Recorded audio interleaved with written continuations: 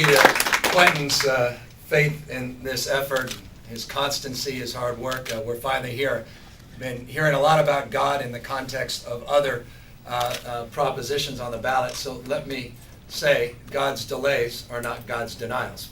We are finally here after many, many years of delay and excuse making. That delay has put the cost of this project at a much higher price tag than was originally envisioned. That price only goes up if we delay this any further. We have an extraordinary moment in time, as Quentin lays out, as we reflect upon the aftermath of the Great Depression that not only brought us everything that you see around us, the two bridges, but also Coit Tower, and so much of what is identifiable as iconic in the city and county of San Francisco, and for that matter around the rest of the state and the country, is because we stepped up, stepped in, and we decided not to roll over. And to address the peril at the time, the Great Depression, we need to address the peril of our time, the most challenging economic crisis since the Great Depression, accordingly.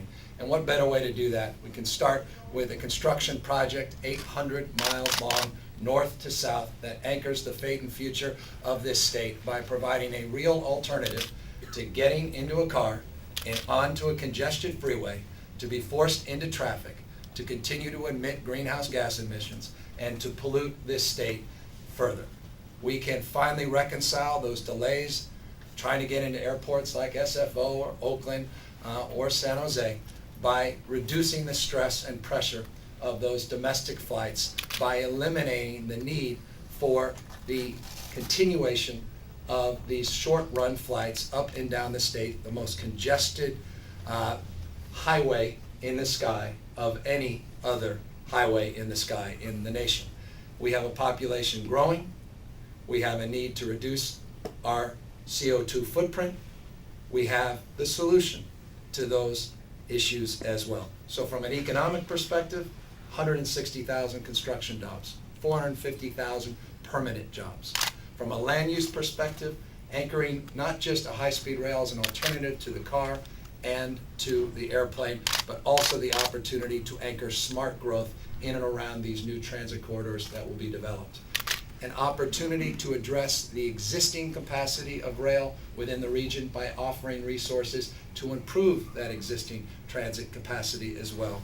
And the ability to compete against other states that will get this, that ultimately will reconcile. They need to do the same thing as countries around the world have been doing the same thing for what seems like a generation. So this is an extraordinary moment in time. This campaign is one that is winnable. This campaign is an extraordinarily important campaign. This effort is principled, and this effort, I believe, will be successful. And I'll close by saying, if only this. My greatest fear remains out here on the west coast of the United States, that after a long day of work, we come home 5:30, 6, turn on the TV, and things are going particularly well on the presidential ticket. And folks just sit back and go, my gosh, this is great. I don't need to weather a storm potentially, or for that matter, a line. And they say, looks like it's done, and I don't need to go out and vote.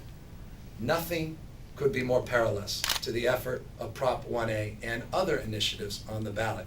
It is absolutely incumbent that we remember that this is not just a presidential election. This is an election that will anchor the fate and future of high-speed rail and other initiatives well into the future. Generations will look back at this moment, and let's not look back with regret by staying home on Election Day, Tuesday. Thank you.